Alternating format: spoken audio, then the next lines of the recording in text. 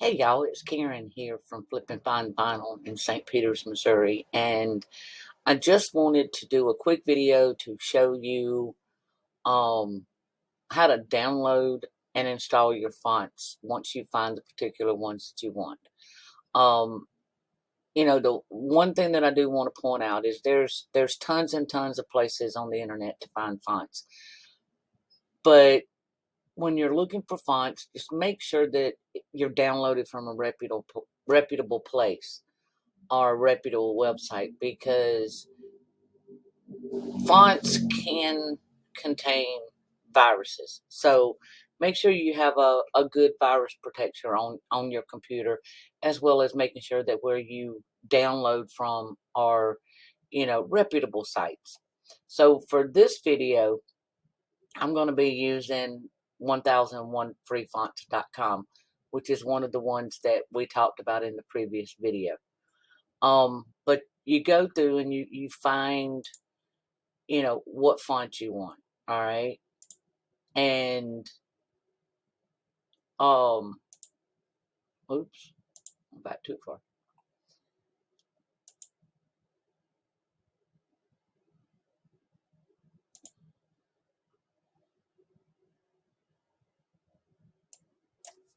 But you find which font you want. Then you come over here, and you click download. And as you see here on my computer, and you will see in the tutorial that I wrote, that it's noted by arrows up here. Pay attention to where you're saving your download at, because you're going to have to go back to that location to extract the zip file, because all fonts come in a zip file. So it's compressed zipped file. So you click the download, you hit save, and then it's downloaded. There's a couple of ways that you can get to it. You can go here to the bottom of your browser if you're using Chrome like I am, and it says show in folder. And then here's the file that you just downloaded. Now, to extract this zipped file, what you need to do if you're using a Windows computer is right click and go to extract all. And you'll have this dialog box popped up, and it says select a destination. The default destination is always where this file is actually located already. The zip file is located on your computer. Just hit extract all, and you'll see here you have a regular computer folder. You can double click this. In here is the README file and the font.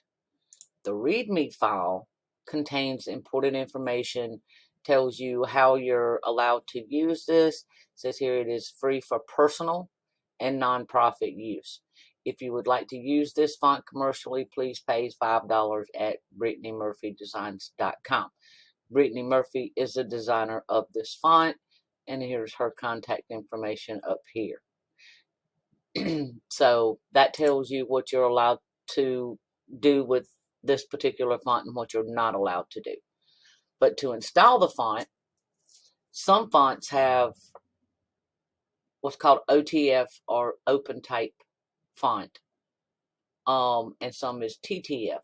This one only has a TTF version, which is True Type font. You double click the font or the version of it that you want. It opens up. You click install up here in the upper left hand corner. It installs your font, and you're done. Then all you have to do is go to the program in which you're working on your project, and you will be able to get to the font that you just installed.